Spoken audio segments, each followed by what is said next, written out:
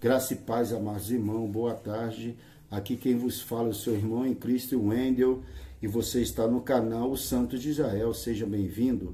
Nessa tarde, nós estamos aqui para mais uma vez meditarmos na Palavra de Deus, como temos feito, alguns vídeos, subido alguns vídeos para o YouTube, vídeo para meditação. Deixe o seu like, compartilhe, nos ajuda a ganhar alma para a glória do nome santo de Jesus. Amados irmãos, nessa tarde eu gostaria de ler uma palavra aqui para a nossa meditação, que se encontra em Lucas 6 em diante, versículo 1 em diante. Vamos lá? E sucedeu que no segundo sabate, após o primeiro, ele passava pelos campos de milho, e os seus discípulos iam arrancando espigas de milho, e esfregando-as com as suas mãos, as comiam. E alguns dos fariseus lhe disseram: por que fazei o que não é lícito fazer nos dias de Shabat? E Jesus respondendo lhe disse: não leste o que fez Davi quando estava com fome, eles os que estavam com ele? Como ele entrou na casa de Deus, e tomou e comeu os pães da apropriação, e deu também aos que estavam com ele, dos quais não é lícito comer senão o sacerdote? Então dizia-lhes: o Filho do Homem é o Senhor também do Shabat. E aconteceu também em outro Shabat, que ele entrou na sinagoga e ensinava, e havia ali um homem que tinha a mão direita atrofiada. E os escribas e fariseus observavam-no, se ele o curaria no dia do Shabat, para que ele pudesse encontrar acusação contra ele. E os escribas e fariseus observavam-no, e se ele o curaria no dia do Shabat, para que ele pudesse encontrar uma acusação contra ele. Mas ele conhecia os seus pensamentos e disse ao homem que tinha a mão atrofiada: levanta-te e fique em pé no meio. E ele, levantando-se, ficou em pé. Então Jesus disse-lhe: eu quero vos perguntar uma coisa: é lícito no dia de Shabat fazer bem ou fazer mal? Salvar vida ou de destruí-la? E olhando para todos em redor, ele disse ao homem: estende a tua mão. Ele assim o fez, e a sua mão foi restituída sã como a outra. Glória a Deus. Até aqui, amados irmãos. Amados irmãos, nós sabemos que Deus, no princípio da criação, no sétimo dia, ele descansou. No sétimo dia é o sábado, ou Shabat, para os judeus. Não é que Deus se cansou. Deus, ele terminou suas obras todas no sexto dia, e no sétimo dia ele parou, não concluiu a sua obra, não fez mais nada, não criou mais nada. E ali ele parou somente para observar e contemplar e dizer: está acabado. E isso Deus instituiu o sábado, um dia de descanso, um dia de celebração, de celebrar a criação de Deus.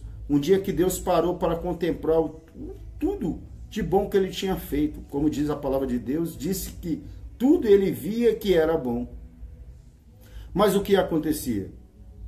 Os judeus, quando foi dado a lei de Moisés, eles começaram a impor um montão de regras e usar o sábado como uma forma de trazer um jugo sobre as pessoas.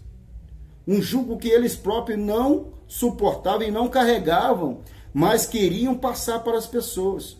Está entendendo? O sábado, que era um dia de contemplação, um dia de descanso, um dia de celebração, da criação de Deus, passou a ser uma carga em cima das pessoas, um jugo. E quando Cristo Jesus ele veio, ele esteve aqui nessa terra e veio pregando a palavra, ele começou a confrontar justamente isso aos fariseus, curando no sábado, comendo no sábado, andando, porque pela lei os judeus só podiam caminhar, se eu não me engano, 1 quilômetro.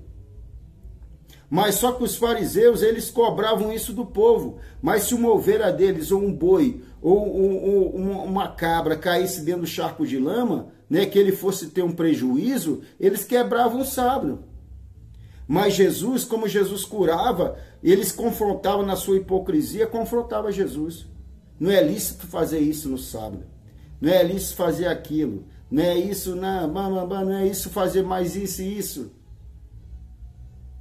E Jesus falou, hipócrita, quando uma vaca sua ou uma ovelha cai no charco de lama ou no buraco, você deixa lá ou você tira? É lícito fazer o bem ou o mal no sábado? E eles ficaram sem saber como responder. E Jesus, justamente para confrontar os fariseus, ele curava no sábado.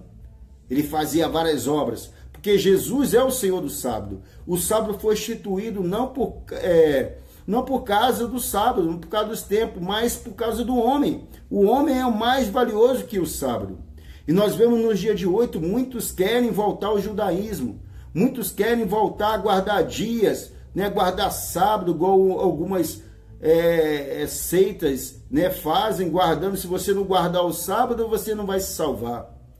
Você pode muito bem guardar o sábado para fazer a obra de Deus, ou vou jejuar, ou vou sacrificar o Senhor, mas não para a salvação.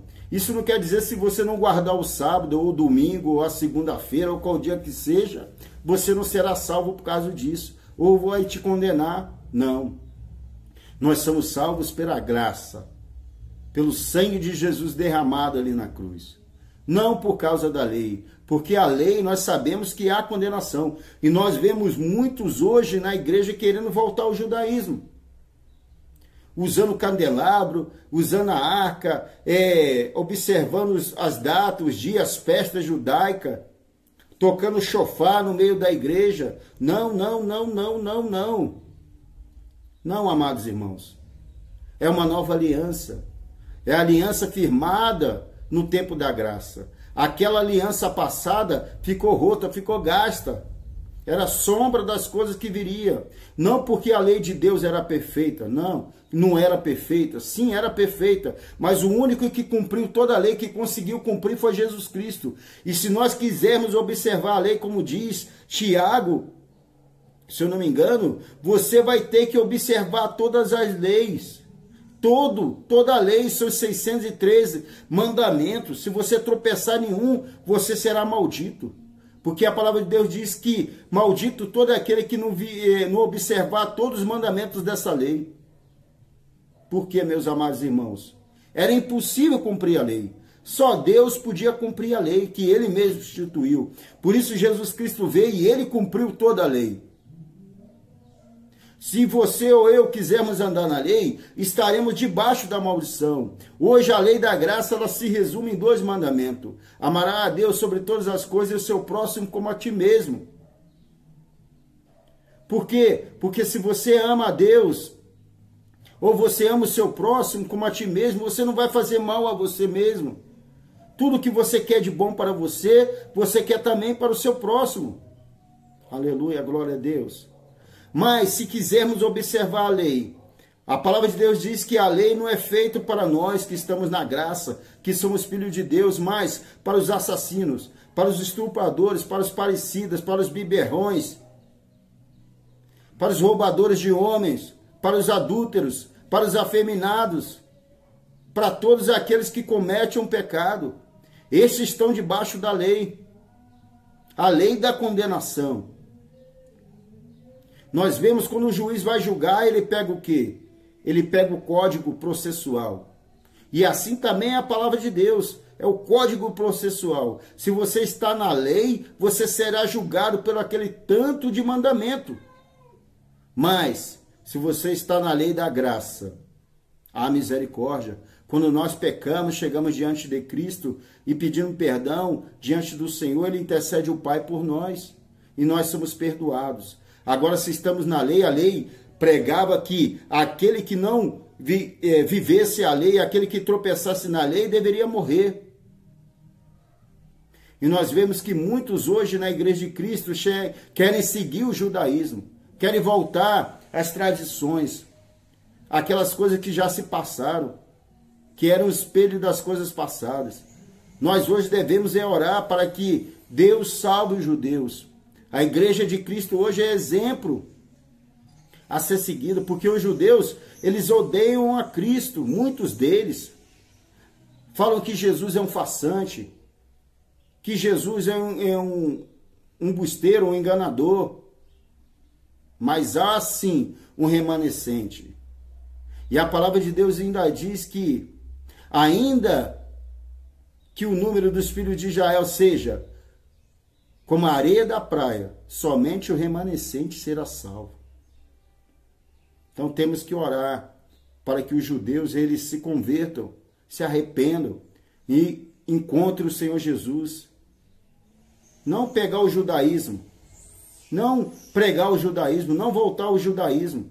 Porque se o judaísmo fosse bom, se a lei ali, se ele estivesse cumprindo todas as coisas que Deus tinha determinado, não necessitava de Jesus vir. Mas a lei da graça superior. Porque na lei da graça fomos redimidos dos nossos pecados, recebemos o Espírito Santo de Deus nas nossas vidas.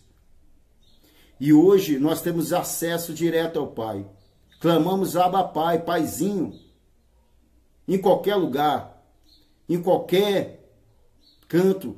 Deus, ele se faz presente para nos ouvir. Naquele tempo somente podia adorar no templo em Jerusalém. Mas, como diz a palavra de Deus, é chegada a hora, e a hora é que os verdadeiros adoradores não adorarão em Jerusalém, não adorarão no templo, mas adorarão a Deus em espírito e verdade, porque Deus procura aqueles que assim o fazem. Que Cristo Jesus possa te abençoar nessa tarde. Fica na paz de Deus, na paz do Senhor Jesus Cristo, na graça e na paz do nosso grande Salvador, Jesus Cristo. Amém? Amém. Glória a Deus.